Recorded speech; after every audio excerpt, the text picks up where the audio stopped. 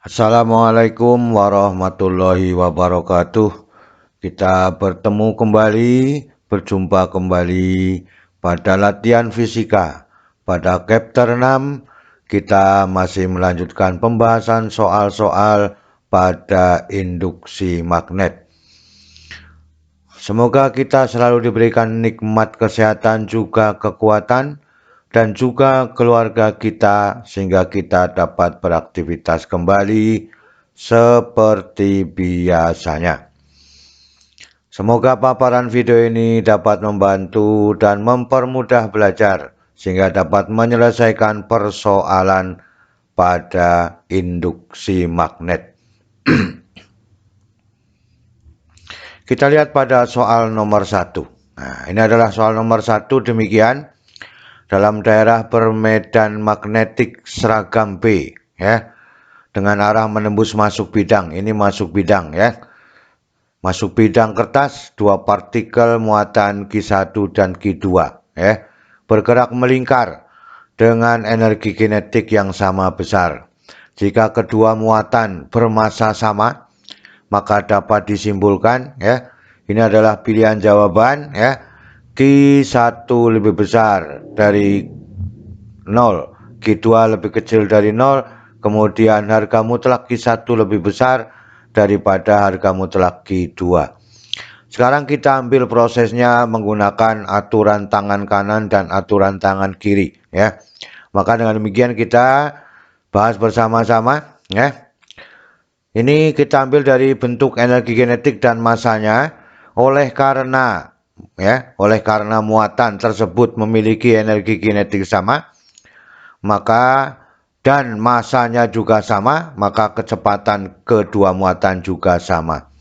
Sehingga persamaan yang terjadi adalah gaya Lorentz dengan gaya sentripetal. Sebelumnya sudah dibahas, ya.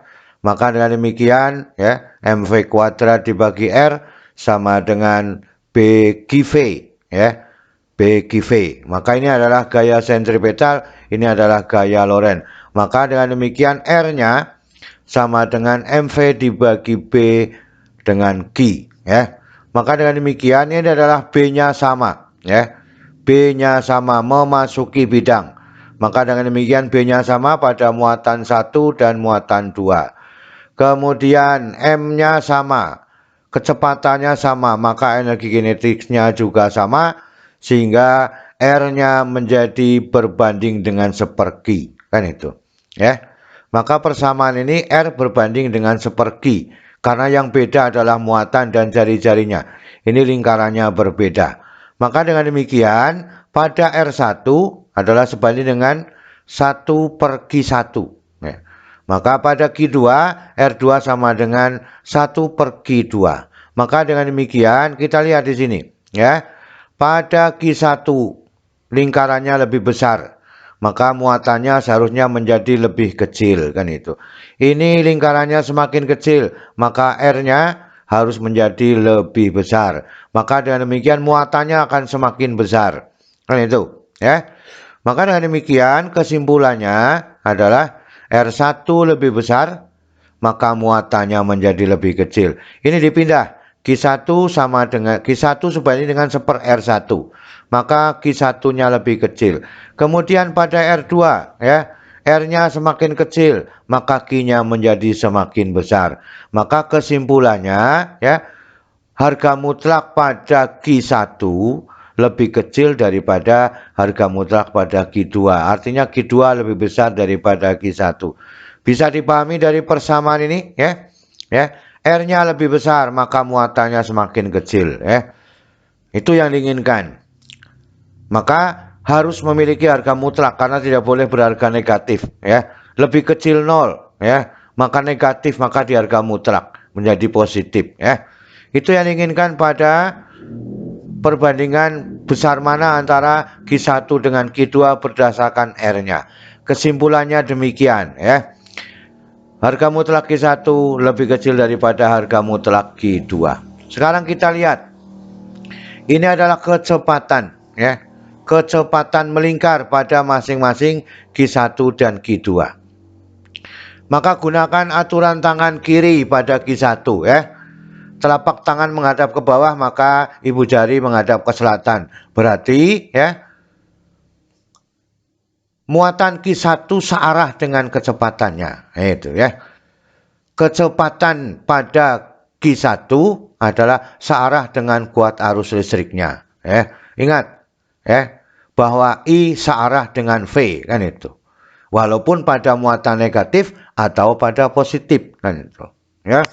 Kita lihat dari situ ya. Ini V-nya, maka kuat arusnya searah dengan kecepatannya. Gunakan tangan kiri kan demikian tuh ya. Maka dengan demikian V pada Q1 searah dengan I pada Q1, maka dia berharga positif kan itu.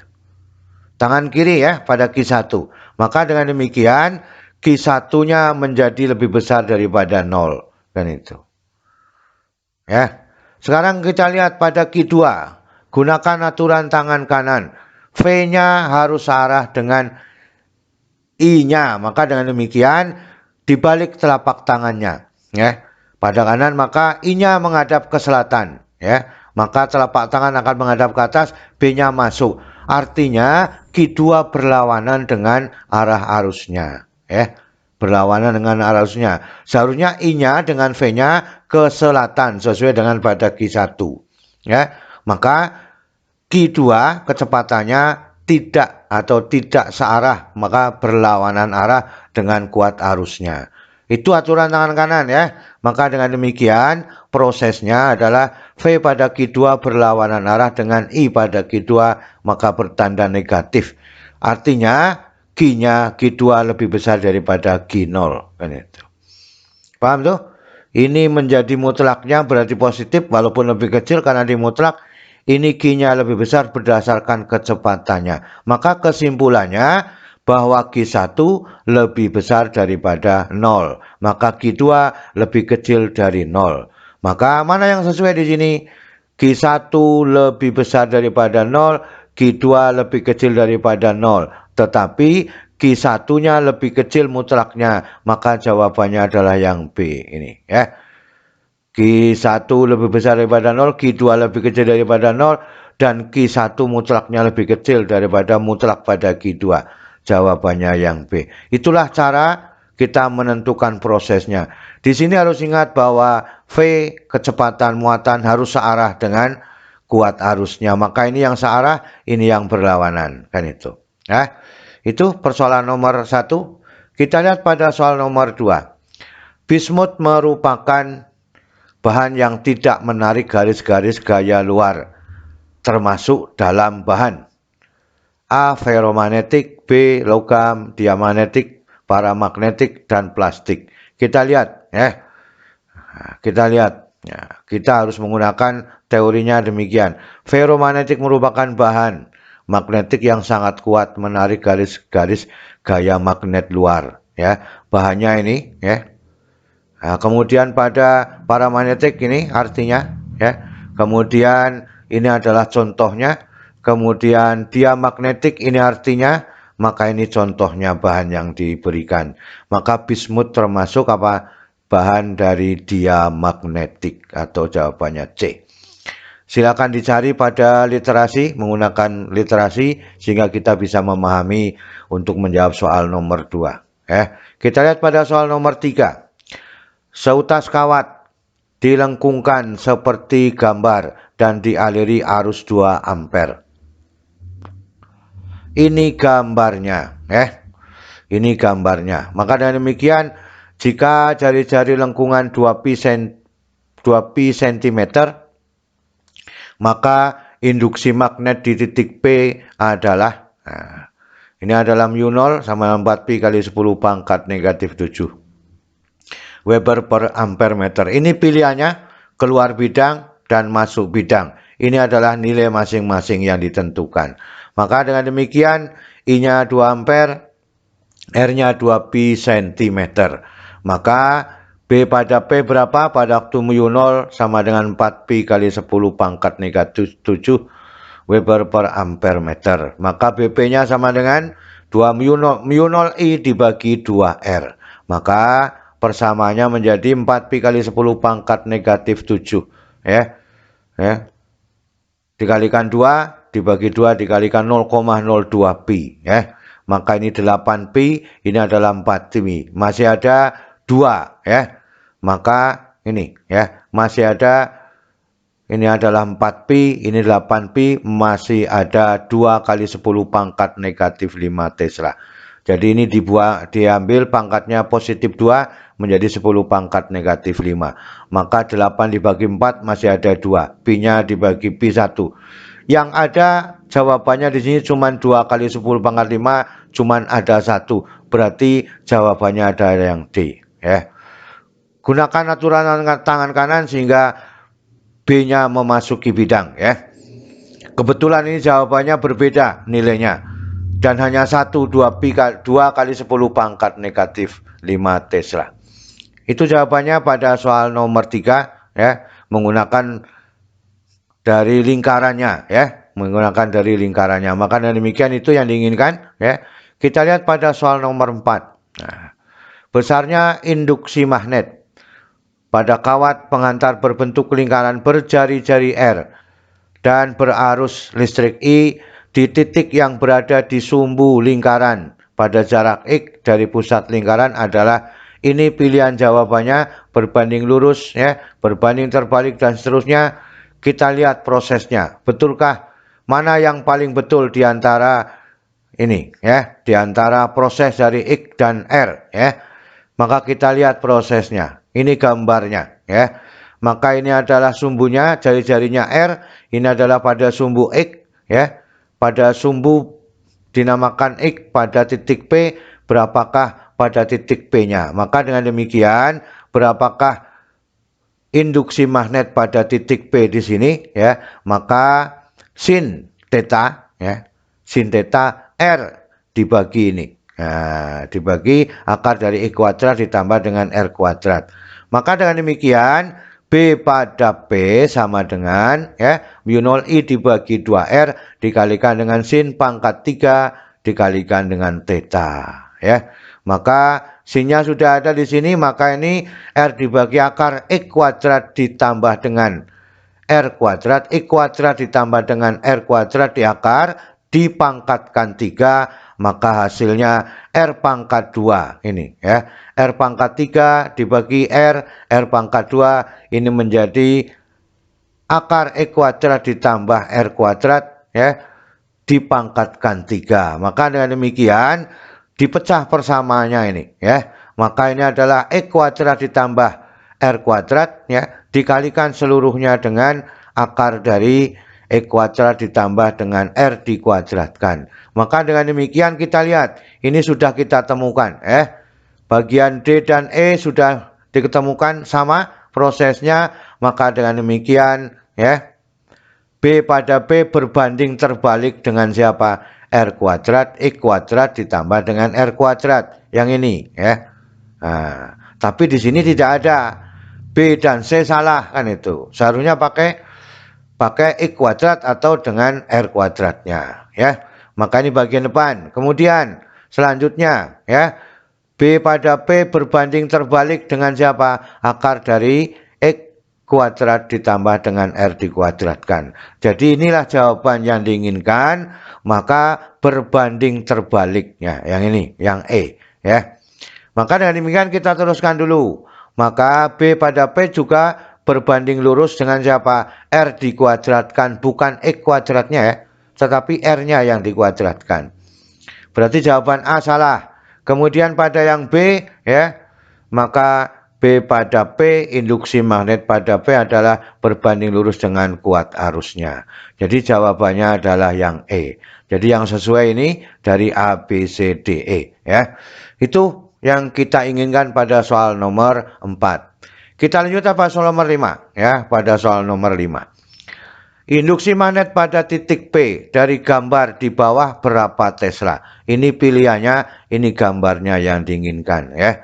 Maka dengan demikian ya, pembahasannya kita lihat ya. Cos theta 1 yang di sini ya. Ini cos theta 1 di sini pada titik P, ini cos theta 2. Jaraknya masing-masing sama, maka cos theta 2 juga sama ya.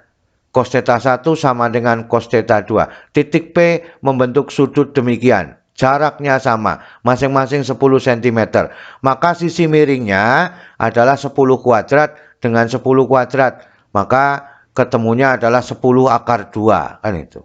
Ya, paham lah? Nah, ini dikalikan 10 kuadrat ditambah 10 kuadrat, kan itu 100, ya. 200. Nah, akar 200 adalah 10 akar 2. Maka cos theta adalah 10 dibagi dengan 10 akar 2, maka menjadi setengah akar 2. Jadi di titik sini masing-masing sudutnya adalah setengah akar 2. Maka dengan demikian, ya, B di titik P, ya, itu sama dengan mu 0 I dibagi dengan 4 pi A. Kalau ada ini, maka ini berharga 4, ya. Ingat, ya, kalau ada cos ya, maka ini harus ada 4 bukan 2, ya.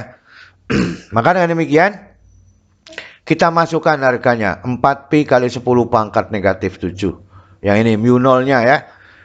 I-nya adalah 2 ampere. 4 pi. Jaraknya masing-masing adalah 10 cm, maka 0,1. 4 pi dibagi 4 pi 1. Maka 2 dikalikan 10 pangkat negatif 6. Kan itu.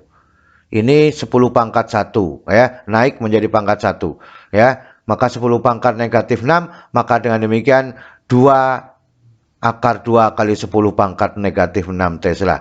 Ini setengah akar 2 tambah setengah akar 2 adalah akar 2. Ya, setengah tambah setengah 1, maka akar 2. Maka 2 akar 2 kali 10 pangkat negatif 6 Tesla. Bisa dipahami, ya? Ini adalah sudutnya theta 2, di sini theta 1. Jaraknya sama, maka ketemunya adalah setengah akar 2. Ini hasil yang kita inginkan, 2 akar 2 kali 10 pangkat negatif 6 Tesla. Jadi jawabannya adalah C. Tidak ada permasalahan, kan?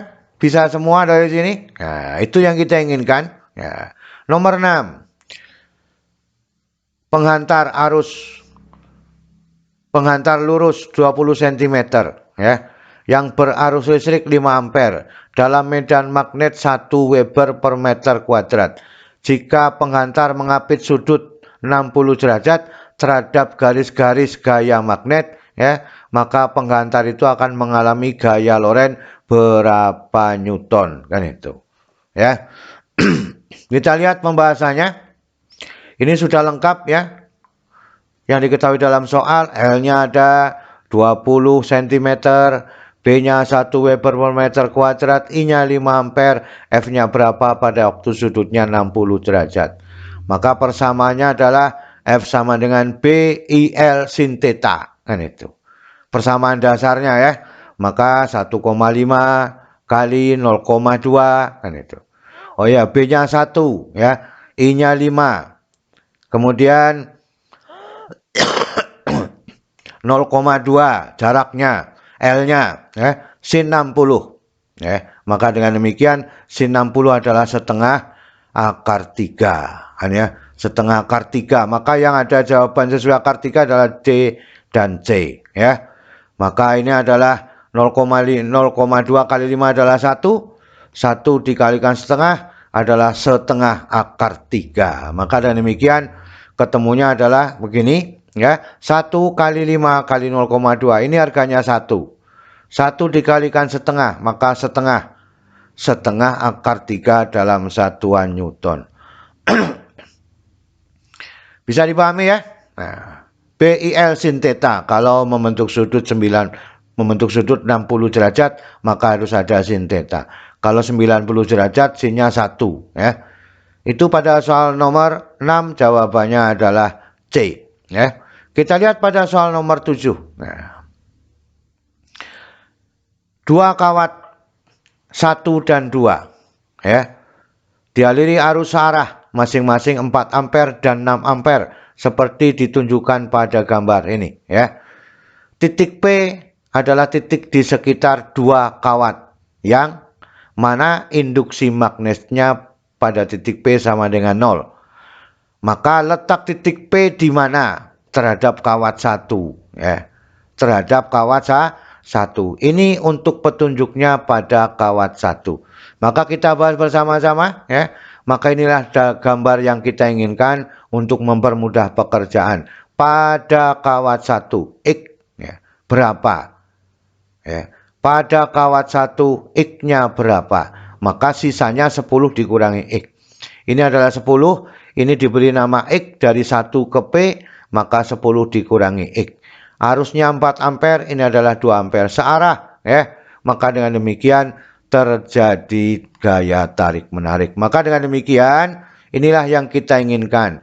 RP1X. RP2 adalah 10 dikurangi X. I1 adalah 4 ampere. Ya. I2 sama dengan 6 ampere. Berapakah X-nya pada waktu BP sama dengan 0? Inilah bentuknya, berlawanan arah. Ya. Maka dengan demikian harus dikurangi. Nah, maka dengan demikian BP sama dengan BP1 dikurangi BP2 sama dengan 0. Karena di titik tersebut memiliki induksi magnetnya 0. Maka 0 sama dengan mu0 I1 dibagi 2 Px dikurangi mu0 I2 dibagi 2 Pi, ya, dikalikan 10 dikurangi X, ya. Maka dengan demikian ini persamaannya yang sama mu0 dengan 2 Pi, ya.